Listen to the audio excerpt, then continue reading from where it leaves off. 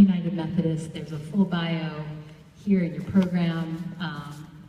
They are very active in Philippine solidarity work and have received awards and published articles and have shown up at many, many actions, only a few of which I have actually been at, but I have always appreciated their witness. I first encountered Pastor Janelle at an action called Third World for Black Power in 2014.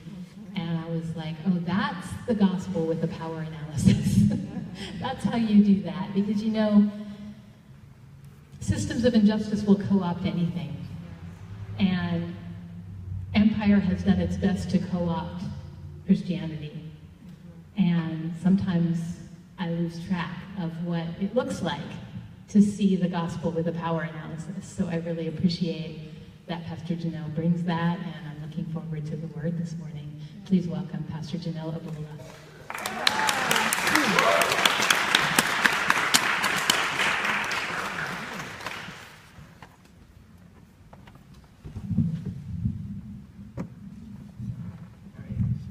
Lower everything. Okay. All right. Thank you for the introduction, and thank you for inviting me here to speak. It's really an honor to be here with you all and to worship with you all this Sunday morning. Even though we're not great in number, the energy here is like beyond what I have felt in a really, really long time. Yeah. So I'm really impressed by that. I'm really touched by that, and I feel like opened up because of that. So I want to thank you all for the ways that you have blessed me just in this time that we've been in the same space together. I want us to open up with a chant, all right? So I'm going to say, we have the right to, and you're going to say, right to exist. And I'm going to say, we have the right to, you're going to say, right to resist, right? We have the right to exist. We have the right to Resist. We have the right to Exist. We have the right to Resist. All right, cool. I'm going to teach you one more chant. We say this in the Philippines, and we also say this in the movement of solidarity with the Philippines. It's Maki Baka. So I will say Maki Baka, which means do not fear. Or no, it means struggle. It means to join the struggle, join the fight. And then you will say Wag ma takot. Say that real quick. Wag ma takot. That means do not fear.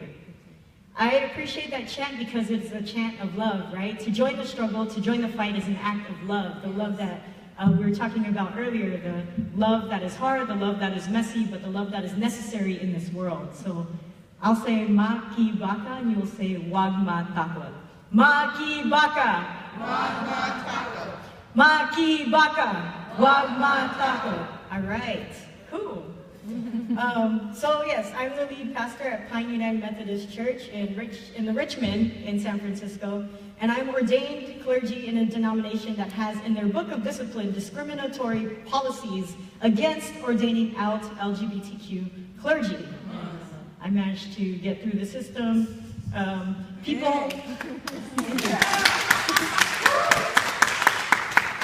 So people may ask, why do I stay in a denomination that has a policy against me? Isn't that hypocritical for me to stay somewhere? Sometimes it upsets me that my very humanity is in question by the church that my family has been part of for at least 3 generations. Sometimes it's just another one of those spaces that doesn't fully accept me, yet I have to navigate it. I have to navigate it because of the way this world identifies me by trying to fragment me into these categories. Yes. I've had to navigate many places that didn't actually accept me for various reasons, didn't want me for various reasons, were afraid of me for various reasons, or just straight up didn't know what to do with me. You know, some of you have seen me at actions in the streets. I walk around with my clergy collar, and I can feel it, you know, that it causes cognitive dissonance for some folks. You see me outside of a church setting. Is it because I'm not cisgender male? Is it because I'm Asian? Is it because I get read for younger than I am? Is it because I look queer? These are all categories of folks that churches have historically and currently had a hard time accepting and welcoming fully. Who many of us are goes against the grain of the way of empire, which stands on the pillars of patriarchy, heterosexism, transphobia, racism, ageism, and ableism in various ways. Being considered not the ideal by dominant culture isn't new to me. I'm not saying I'm necessarily used to it or numb to it, but it just isn't something that's new to me. And for the ancient Hebrews mentioned in our text today, prior to leaving Egypt, being enslaved to empire was nothing new to them. They had been enslaved for generations. They had been toiling under Egypt for generations, and for many, that was the only life that they had ever known. To be liberated from enslavement under Egypt then was a total reorientation of their identity and how they navigated their world and their relationship with God. Today's text comes in celebration, welcoming this new identity, this new phase of who they would become. So I realize that this text, to some folks, it might sound violent, you know, horse and rider thrown into the sea, Pharaoh's chariots and his army hurled into the sea, the depth to which the captains sink into the sea, the enemy shattered, opponents overthrown, an angry warrior God. But these were the symbols of an empire that enslaved. Yes. These were the symbols of the worldly might of oppression. The legacy of a civilization that thrived on the backs of the toiling laborers that were treated as less than human on a daily basis for generations and generations. Slavery had entered into the genetic code of the ancient Hebrews by this time.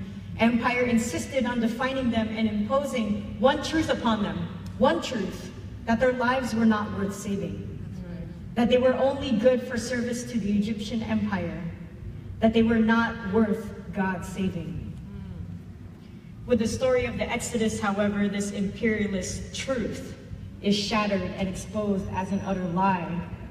And it is the liberation from that lie and the tools of that lie that inspires the song in our text today. Our song, led by Miriam, the first woman to be called a prophet. Actually, some might speculate whether the words of this song were composed even while the ancient Hebrews were still enslaved, before they had fled Egypt. I guess some folks really didn't have faith that this was a freestyle type of thing, and they could have came up with the words on the spot. But anyway, got it. Some might speculate, how is it that they had tambourines already on hand to use while they celebrated their liberation? They were enslaved. They were enslaved. Why would they have instruments for joy in the midst of that level of oppression? So I currently serve, as you'll see in your bulletin and has been announced, I currently serve as co-chair of the California-Nevada Philippine Solidarity Task Force of the United Methodist Church. I've been involved with this ministry since 2008, leading delegations to the Philippines every summer to be exposed, so for folks to be exposed to the human rights situation there. The human rights situation where folks here don't know very much about. Yes. We do this ministry in partnership and in response to the National Council of Churches in the Philippines, who work very closely with people's organizations there on the ground. They're the ones who appealed to church folks here to respond to the extrajudicial killings that were increasing in the Philippines around 2006 and 2007. The killings of those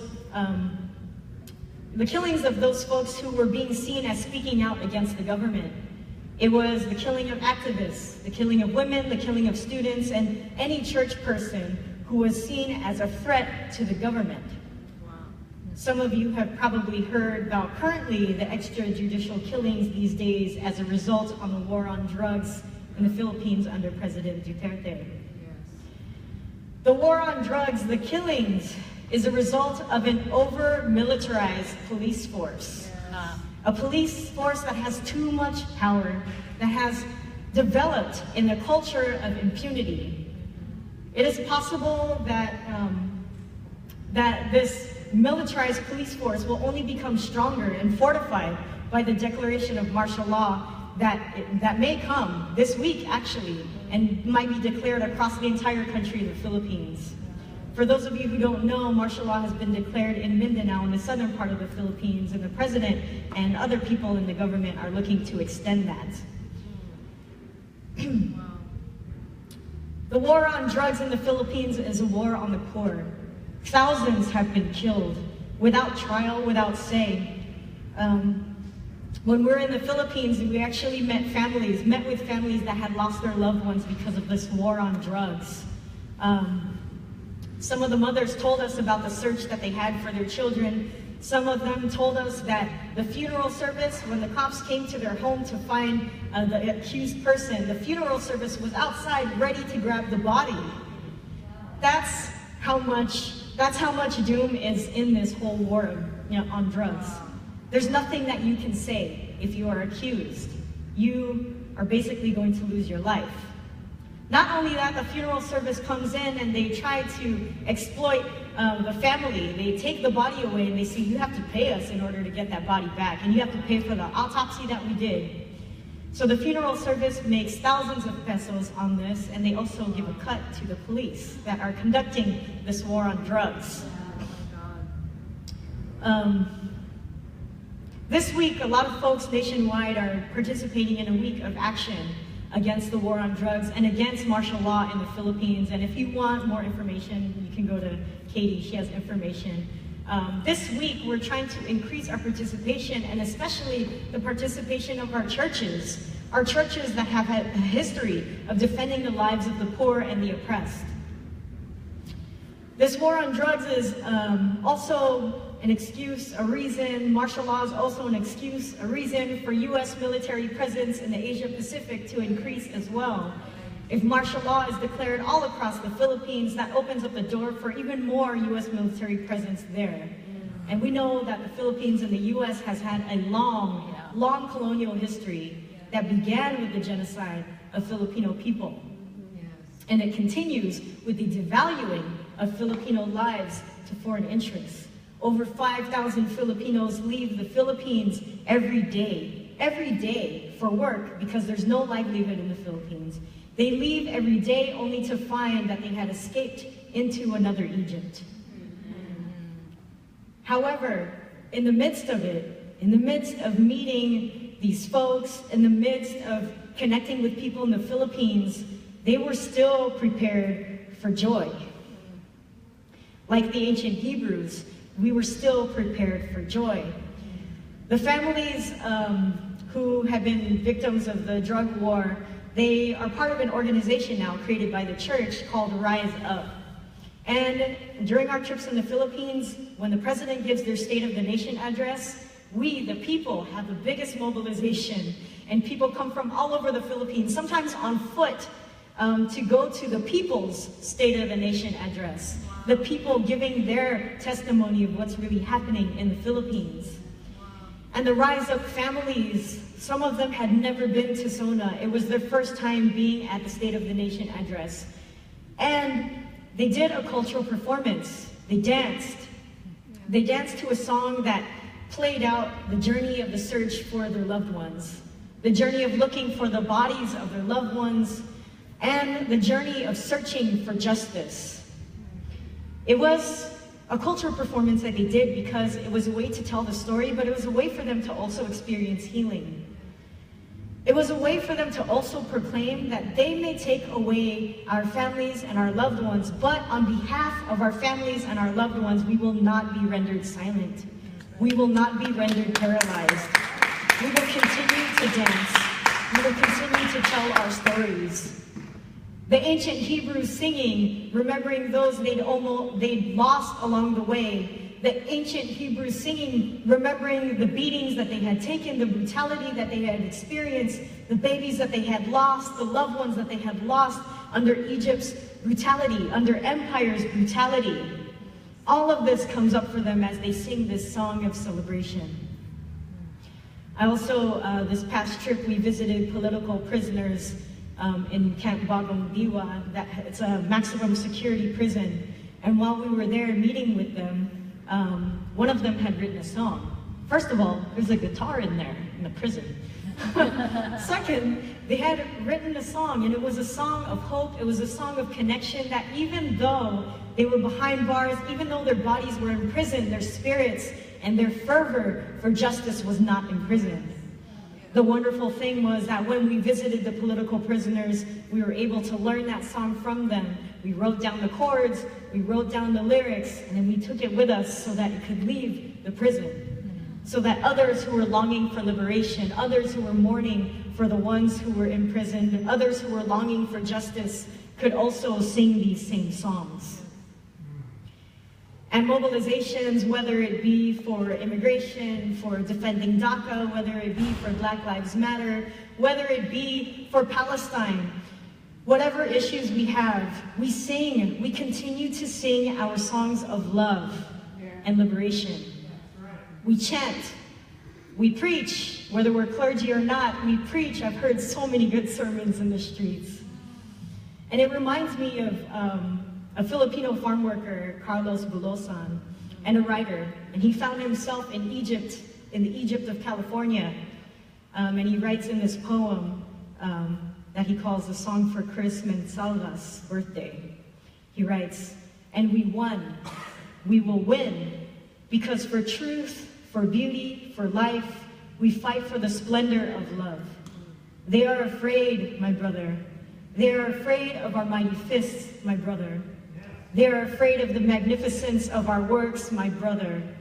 They are even afraid of our songs of love, my brother." That line has become a very popular one. They are even afraid of our songs of love. They continue to hurt our bodies, imprison our bodies, because they are afraid of our love. They are afraid of our love for one another. They are afraid that we will uplift one another, that we contribute to the liberation of one another. They are afraid of our survival. They are afraid of our humanity. They are afraid. And so it's important that we celebrate that we are still here. Despite attempts to break us apart, to imprison us, to silence us, to displace us, attempts to annihilate us, attempts to erase our histories and who we are still here.